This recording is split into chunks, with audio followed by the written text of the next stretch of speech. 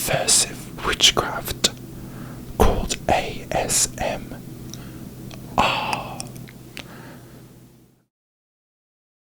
I have never heard of this before in my life, and I pride myself in that.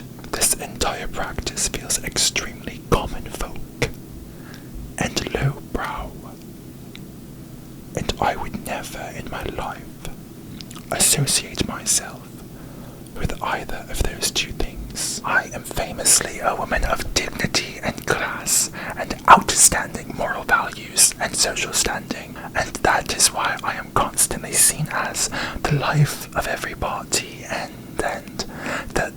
almost the court jester at times, because I am so constantly full of life and a joy to be living and a joy to be around at all times. So that's how I see myself, and that's how my subjects have seen me for years now, because I have been, and I still am, technically in some ways. In some specific instances, I am in charge of Westeros, and I'm not going to get into specifics or details because you don't need to know that, but my sons love me very fondly, and I tolerate them just the same, so I feel as if, in many ways, I oversee most of the daily decisions in Westeros, and should my sons end up executed at the hands of that beast of a woman, Rhaenyra Targaryen, that is just simply not my fault, because that would be out of my hands, and that would be barbaric of me to secretly plan.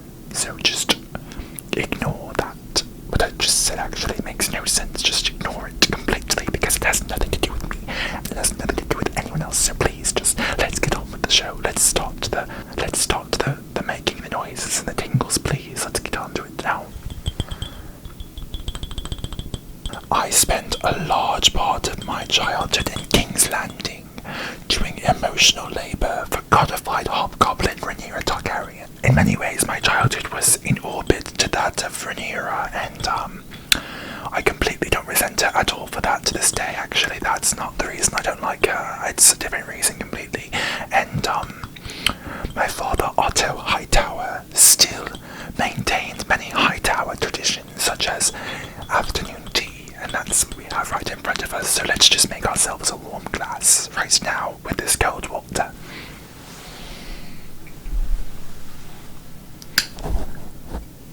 He and this glass of drinking water have so much in common, because we're both unbelievably pure and palatable.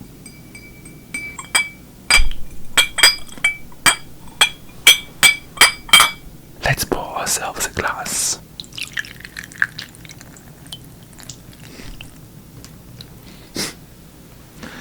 I've gotten some on the table. I'm using parchment paper to pat down the damp table top. Thank you very much. And now we wait for our tea to steep, the same way I wait for Rhaenyra to respond to the countless ravens I have sent her over the last fortnight. It's actually no one's business what those letters say to Rhaenyra, so please don't ask about it. Thank you so much.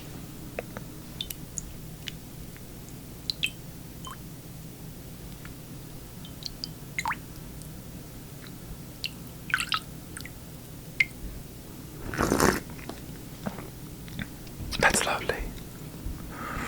It's not very ladylike to slurp like that, so I'm not going to be doing that again.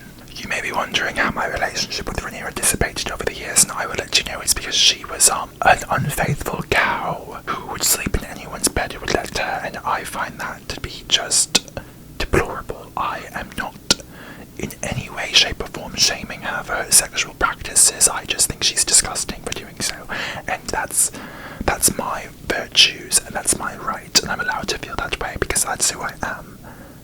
And anyone who dares challenge that would be challenging the throne, and I would see them as personally a usurper or a traitor at that. So that's just my opinion. For